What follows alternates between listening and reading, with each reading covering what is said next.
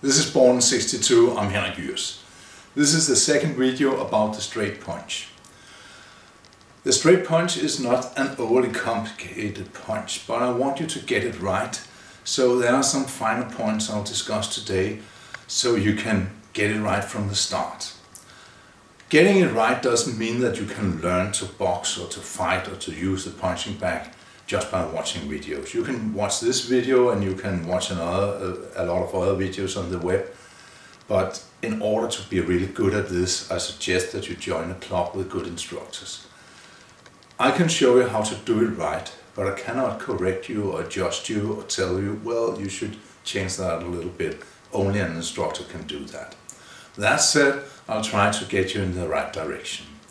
First off, this applies to all strikes, all kicks, all punches, whatever technique you do. There is a priority to how to learn stuff. First, you should learn the technique right. That means that you do it rather slowly, you do it very deliberately, you kind of do it over and over until you think it's right, and then someone will probably adjust you a bit. And you repeat that process until you do it right. And the reason is that if you don't get it right from the start, you're actually getting it wrong. And then you will spend the rest of your life getting it right because you learned it wrong. So, right technique is the most important you can learn.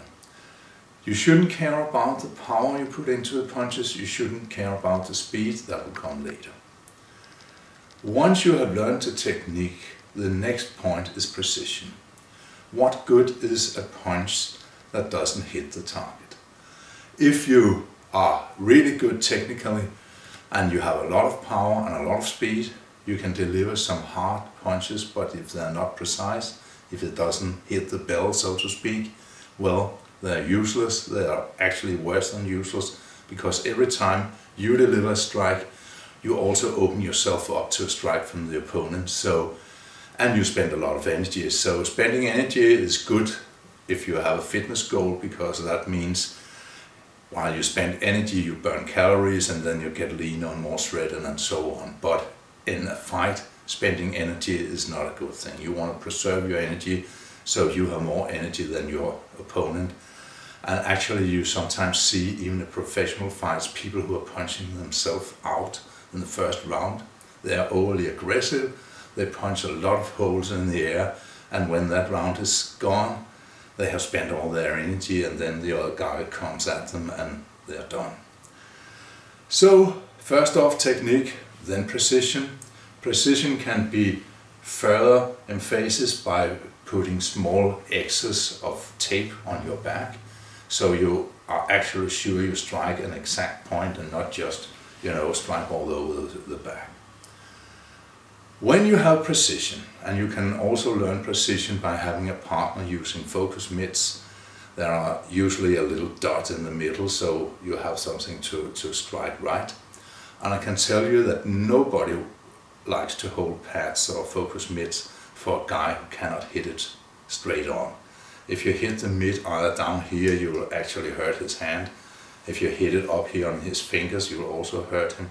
If you hit it on one of the sides, his hand will kind of turn, so you need to hit it right in the middle to be a good partner. So precision, after that comes speed. Speed is king. In fighting, I would always go for speed rather than power. Power can come to you later on, but speed is king. Speed lets you actually hit the other guy, because the strike is so fast that he cannot evade it, he cannot parry it, he cannot roll with it. You hit him right on, because you have speed. Some will say, what good is speed if you don't hit hard? Well, there is a term called sensory overload. Let's say I'm hit in the head with a not so hard strike. I can roll with that. I lose focus maybe a fraction of a second, but I've tried it before. So stay focused, I stay in the fight. But then I'm hit in the liver, and I'm kind of pushed down because that was not nice. Then I'm hit on the other side of the head, then I hit right in solar plexus. All these hits comes together in what is called sensory overload. I could take one of each by themselves but by getting strike maybe 5, 6, 7 different places on the body, I kind of lose focus, I freeze up, and then comes the powerful strike that actually knocks me out. So speed is king. Then last in this line comes power. The trouble is that a lot, especially young guys, term themselves hard hitters, and they really want to wind up and deliver hard strikes. But that is telegraphing, and we can all see what is coming, and what good does all this power do you if the other guy has moved away, rolled with it, evaded, parried, whatever, blocked. So speed comes before power. When you have speed, you can concentrate on power. And a last word about this. When you work on the punching bag alone, use all the power you have if you're going for power. When you are working with someone with focused mitts, it's about precision, it's about speed. No one likes to hold the mitts from someone who is literally seconds about delivering the shot and then put everything into it. It's not very nice to hold a mitt that goes like this because he has to strike with all his power. Instead, use the mitts for combinations, speed, precision, and so on.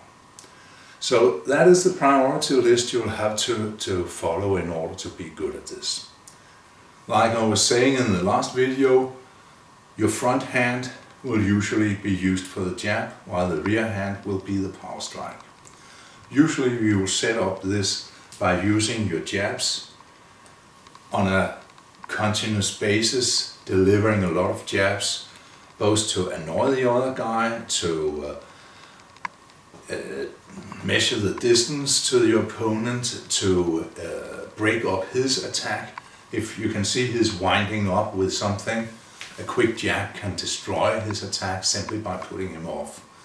Also, a jab has the ability to take away his eyesight, meaning that if you have a hand up your head, you cannot see what is actually happening, so you can set up another technique at the same time. So the jab is king, and when you work the heavy back, I'll say that 70–80% of your strikes should be jabs for the first round or two, then you can concentrate on something else. But the jab is more important than most people think. The rear hand strike is not something, a heavy gun you only fires once or twice to knock people out. It can be delivered a lot of times like the jab to destroy something he's trying to build up, or to put him off in some way. Usually you deliver them in 1-2s, and one of the most important things at all, and it's a fault that everybody does, including myself. I was looking at some video footage we did the other day, and I was going, oh no, I didn't do that.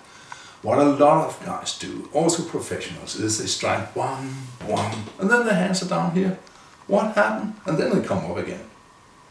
You should strike from this position and bring your hands back to this position.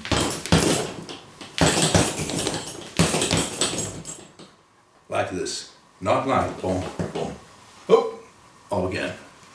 This is so bloody important, and look at every fight you can in television or on the web, and you'll see a lot of guys ending up with their hands down here.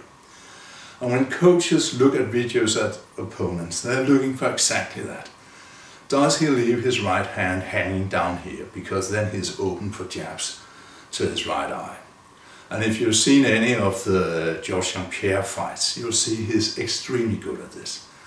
He can deliver the jab very fast. It's not very hard, but if you get 100 jabs to your face will break, and that's actually what happened in one of the fights where he simply knocked out the bone around one of the eyes of the other guy. Not by one strike, but by 110 strikes or so. Of course, this is meant for sports fighting. In a self-defense situation, it's something else, but we'll get back to that in coming videos. But always keep your hands up.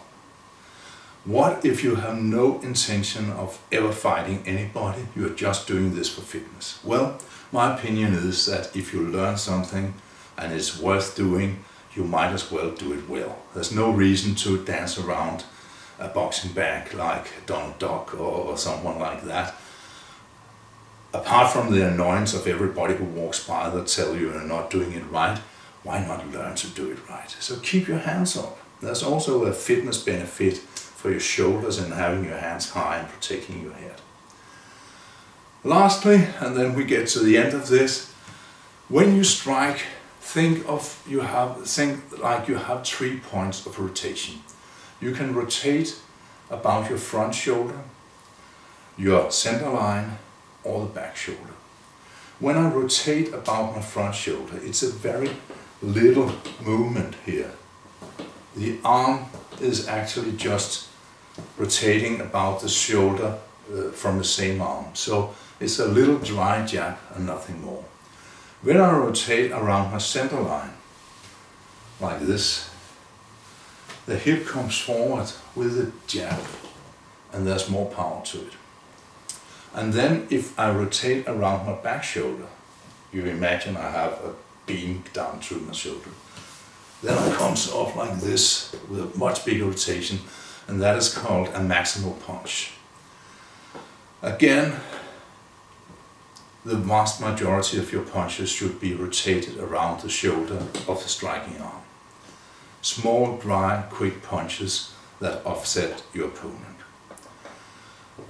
Then a lot of punches can be delivered rotating around your center line, like this. But I'm not overly committed to it. It's not like I'm throwing myself into the strike. And then once in a while, when the target is there, when the guy is crumbling, when I can end the fight, I'll deliver those max punches where I rotate about the opposite shoulder. So if I strike with my right, I'll rotate about the left shoulder and throw myself into it. But this might only be 5 or 10%.